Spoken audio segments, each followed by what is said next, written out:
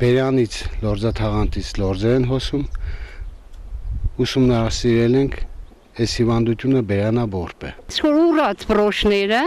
չի գրայել, ասենք բան վերցնե ու դեր ինքը։ Սրանք այն նախանշաններն են, որոնք նկատվում են խոշոր եղջերավոր անասունների մոտ, երբ վերջիններս վարակված են լինում դաբախ կոչվող հիվանդությամբ։ Դրանք առկա են Հռոմի խոշոր եղջերավորների զգալի մասի մոտ։ Գյուղապետ Աշոտ Պասկևիչյանի պնդմամբ սա լուրջ խնդիր չէ, այլ են պնդում գյուղացիները։ Լուրջ խնդիրներ ես անձամբ չեմ տեսնում, անասնապուժ չի տեսնում,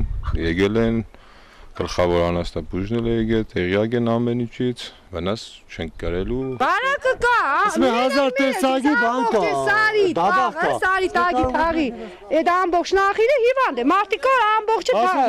գյուղում ընկած է անասունը։ Մեր նկարահանման պահին անասունների դաբաղով վարակված լինելու մասին վկայեց նաև Հռոմի բնակիչ Մանվել Եգանյանը։ Նա 12 գլուխ անասուն ունի, որից 2-ը վարակված են։ Մինչ անասնագոմ հասնելը Մանվելը պնդում էր դաբաղի առկայությունը։ Հնչած մեկ էր աղսազանք, սակայն փոխեց նրա համոզմունքը։ Խոսելուց հետո հռոմցի տղամարդը մեզ տեղյակ պահեց, որ արդեն իր անասունների վիճակը լավ է։ Գյուղապետարանի աշխատակիցների պնդմամբ անասունների հետազոտումը եւ բուժումը անվճար է կազմակերպվում։ Գյուղացիները սակայն հակառակն են բարձրաձայնում։ Անասնապուժին Բաքրատին հարցնում Բաքրատ տեսած է փողը զատա։ Ո՞մից է ուզե։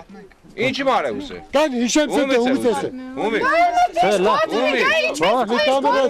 Դու հասա, տեսնում ումից է։ Չեմ սեթ բան։ Բայց 10000 դոկտորը կամ։ Դու ես անգամ բերա։ ինքը պարտավոր է, ինքը ներկայ է։ Թեև Հռոմում առկա է դաբախը, բայց գյուղացիները օգտագործում են անասունից ստացված կաթը։ Մնում է մասնագետներն հասկանան, թե արդյոք այդ կաթն ու դրանից ստացված կաթնամթերքը պիտանի են օգտագործման համար։ Գյումրիից Ժամը լրատվականի համար։